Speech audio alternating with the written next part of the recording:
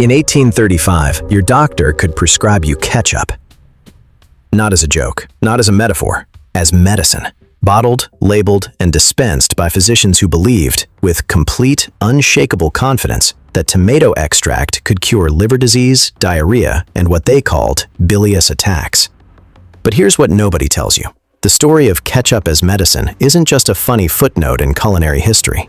It's a window into something much darker, a pattern, a recurring human pathology. The way we take something ordinary, something sitting on your table right now, and convince an entire civilization it can save their lives. And the people who did it? They weren't quacks operating out of alleyways. They were the most trusted men in America. Here's the question I want you to hold on to. If they were wrong about ketchup, what else were they wrong about? The tomato was already a suspect. The poison fruit gets a lawyer. Let's back up. Before ketchup became medicine, the tomato itself was on trial. For most of the 18th century, the tomato was genuinely feared across Europe and colonial America. Not disliked, feared. People called it the poison apple, the wolf peach. The botanical name, Lycopersicon esculentum, literally translates to wolf peach.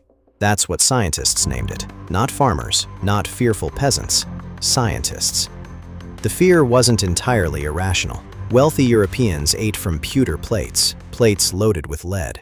Tomatoes, being acidic, would leach that lead directly into the food.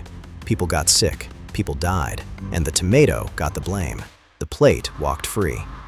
So by the time the 1800s arrived, the tomato occupied a strange cultural space. It was exotic, it was suspect, it was associated with the poor, with immigrants, with the dangerous and the foreign. And then, as always happens, someone saw an opportunity.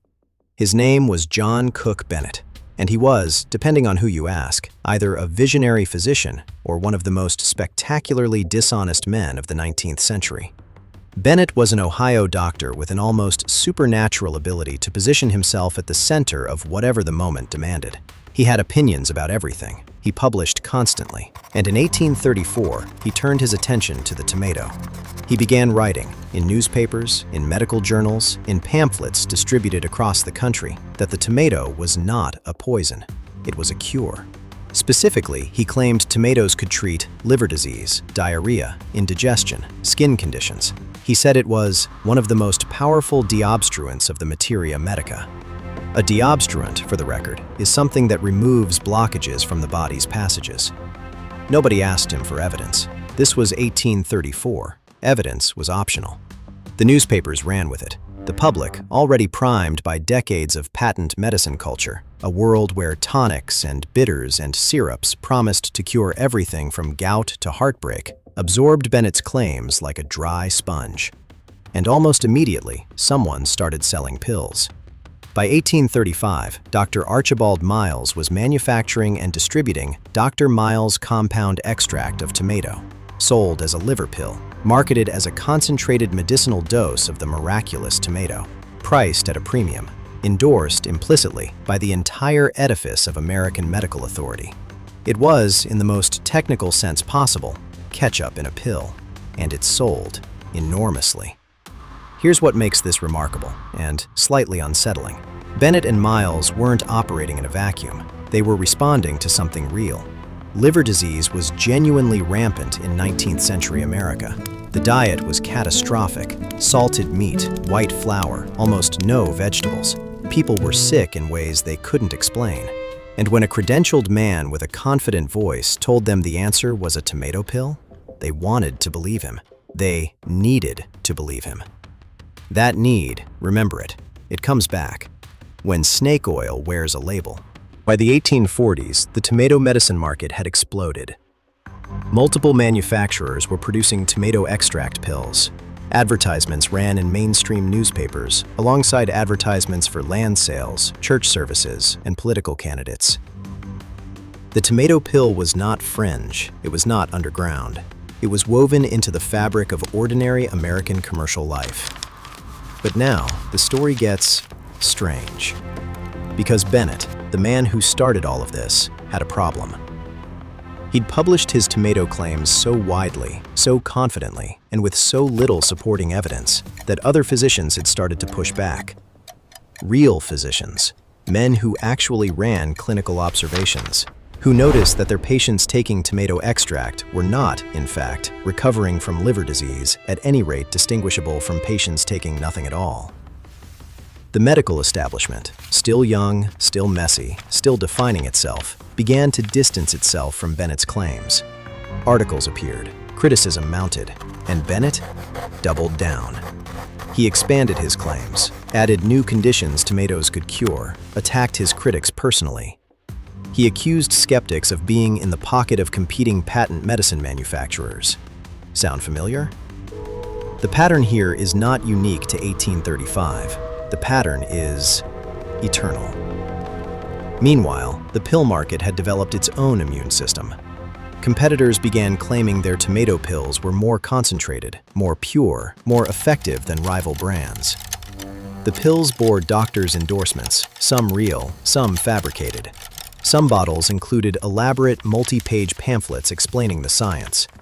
The pamphlets were, almost without exception, completely invented, but they looked authoritative. They used Latin. They cited recent European research. They named diseases in impressive clinical language. And this is where the history of ketchup as medicine connects to something much larger. The patent medicine industry of 19th century America was not a sideshow. It was a dominant economic force. By the latter half of the 1800s, Americans were spending, in today's dollars, hundreds of millions annually on remedies that had no proven medical value.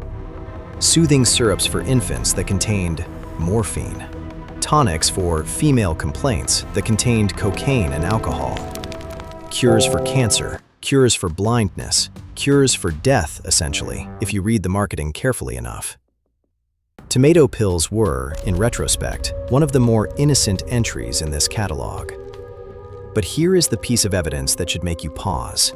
The physicians who endorsed tomato medicine, not all of them were frauds. Some of them genuinely believed.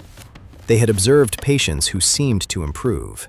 They had reasoning based on the best available framework of the time that supported the tomato's medicinal properties. They were applying the scientific method as they understood it, observing outcomes, drawing conclusions, publishing results. They were just wrong. And nobody, not them, not their patients, not the newspapers, not the government, had any mechanism in place to catch that wrongness before it spread. The FDA would not exist for another 70 years. Let that number sit for a moment. 70 years. What the ketchup left behind. By the 1850s, the tomato pill market was collapsing under its own weight.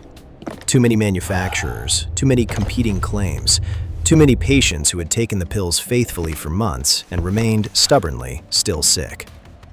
The medical consensus, to the extent that a consensus existed, turned sharply against tomato medicine. By the Civil War era, the pill was effectively dead as a therapeutic product. Ketchup, however, survived. And here is the quiet irony at the center of this entire story. The condiment we know, the thick, sweetened, vinegar-preserved tomato sauce that became a global culinary staple, evolved partly because of the medicinal craze. The process of concentrating and preserving tomatoes, of developing reliable recipes that could be bottled and stored, was accelerated by the commercial interest in tomato extracts. The infrastructure for tomato processing, the bottling, the labeling, the distribution networks, was already partially built. The medicine became food. The cure became a condiment. Heinz would begin selling its iconic ketchup in 1876. By the turn of the century, it was in kitchens across America and Europe. By the mid-20th century, it was arguably the most recognized condiment on Earth. None of that changes what happened before it. And here is where we return to the open loop. The question I asked you at the beginning, if they were wrong about ketchup, what else were they wrong about? The answer historically is a great deal. And the mechanism of wrongness was always the same.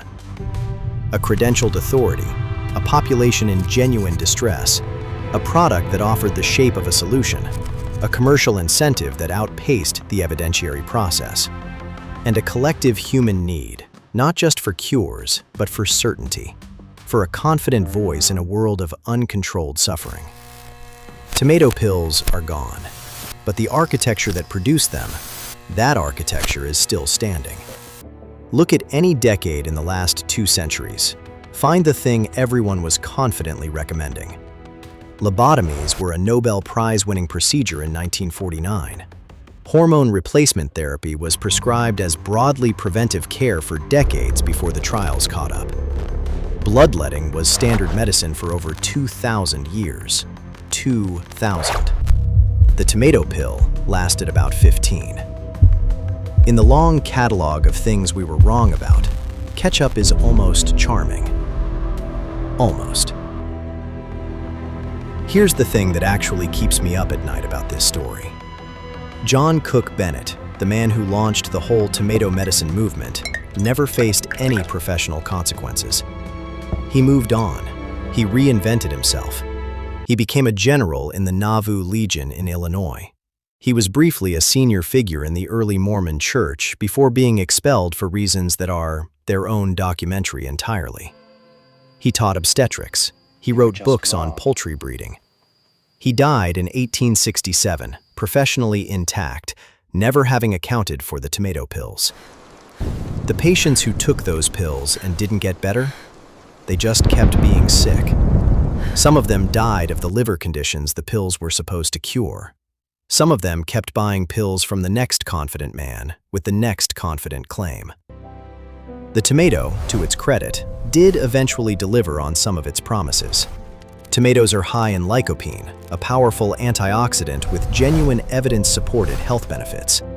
They're rich in vitamins C and K. Regular consumption is associated with reduced risk of certain cancers and cardiovascular events. Bennett was wrong about the mechanism. He was wrong about the delivery.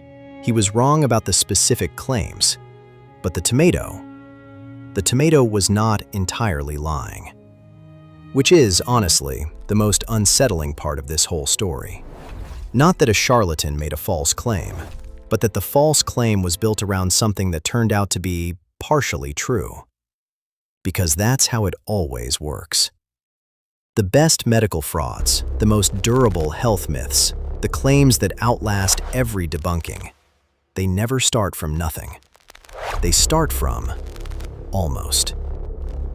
The ketchup on your table is not medicine, but the tomato in the ketchup might be doing something. We're just not entirely sure what.